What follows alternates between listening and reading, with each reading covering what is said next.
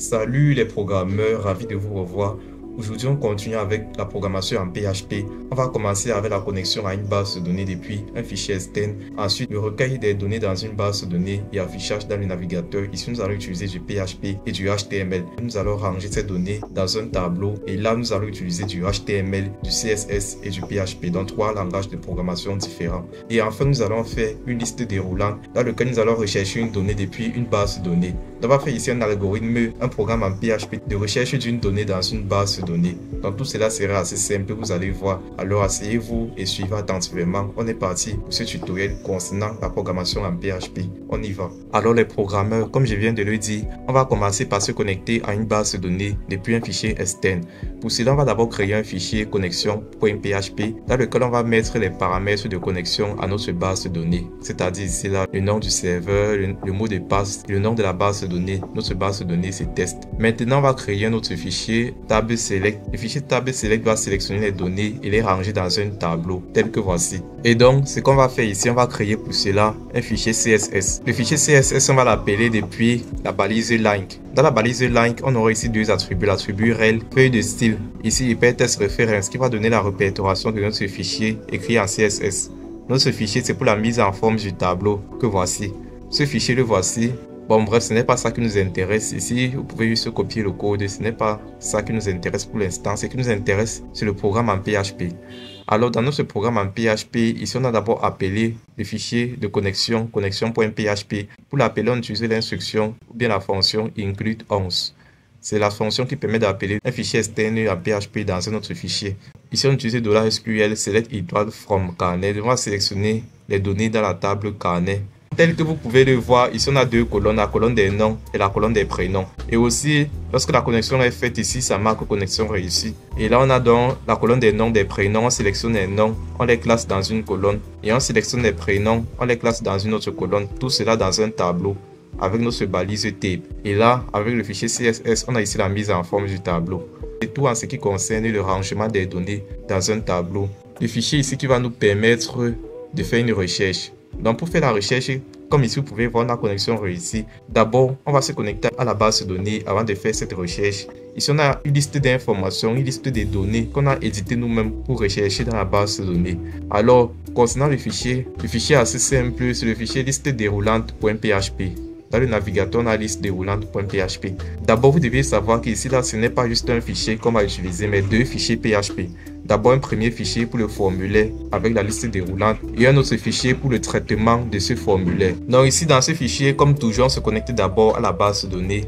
Lorsque la connexion est faite, ça affiche connexion réussie. Ensuite, on sélectionne les données de la table carnet. Et lorsque la connexion n'est pas faite, bien sûr, on va afficher problème d'accès au carnet.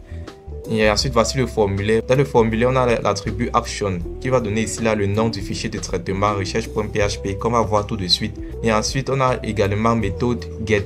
Maintenant, dans la balise PHP, on va utiliser la boucle for each pour pouvoir classer les données. On va rechercher en fonction des paramètres nom, prénom et identifiant. On a un bouton rechercher de type submit dans lequel on va directement être redirigé vers le fichier recherche.php. Maintenant, dans ce fichier recherche.php, c'est le fichier de traitement proprement dit. Ici, là, dans ce fichier, on va faire tous les traitements relatifs à la recherche qu'on veut faire. Le code, on n'a pas forcément besoin de le maîtriser pour l'instant. Ce qu'il nous faut pour l'instant, c'est comprendre le principe, comprendre exactement ce qu'on veut faire et où est-ce qu'on veut aller. Maintenant, dans le navigateur, ce qu'on veut faire, on veut par exemple rechercher celui-ci, cette donnée, Freddy Dancio. Lorsque la connexion est faite, on peut rechercher la donnée. Lorsque je clique sur recherche, je suis redirigé vers la page recherche.php. On marque ici recherche de 19 et ça marque encore connexion réussie Dancio Freddy. Donc ici là, on a recherché la donnée Freddy Dancio. Et si je pars dans notre table, je vais voir ici là que l'identifiant de la donnée Freddy Dancio, c'est 19. Le critère sur lequel on s'est basé pour pouvoir facilement rechercher la donnée dans la table carnet. C'est exactement ce qui s'affiche là, recherche des 19 connexions réussies Freddy Dancio. On marque ici recherche d'une personne par ID, donc recherche à partir de son identifiant.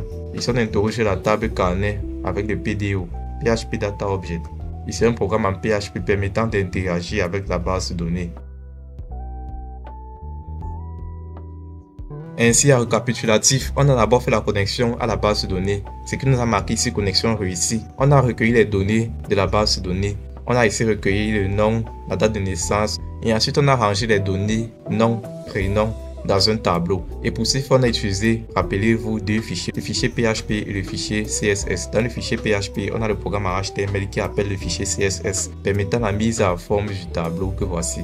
Dans ce tableau ici, là, contient les données de notre base de données. Et enfin, ce qu'on a fait la recherche. Pour faire la recherche, on a d'abord fait un formulaire contenant une liste de données potentielles qu'on veut rechercher à partir d'un bouton recherche de type SubMite qui nous a redirigé vers une page de traitement recherche.php permettant ainsi là de faire le lien avec la base de données et ainsi de rechercher la donnée et de l'afficher. Donc ici, notre donnée a été trouvée. Min John, recherche de 1, c'est-à-dire si l'identifiant c'est 1. Et on a retrouvé la donnée Min John dans la table carnet que voici. Alors c'était tout pour ce tutoriel, j'espère qu'il vous a plu. Sinon faites pas en commentaire de tous vos avis, de toutes vos préoccupations aussi, vos questions, n'hésitez pas, faites pas en commentaire. Vos commentaires seront les bienvenus. Et abonnez-vous aussi à la chaîne afin qu'on continue très bientôt dans les prochains tutoriels. N'hésitez pas à lâcher votre gros pouce, partagez au maximum ce tutoriel afin d'en faire bénéficier aussi les autres. Et comme toujours, c'était Freddy, à plus à vous les programmeurs.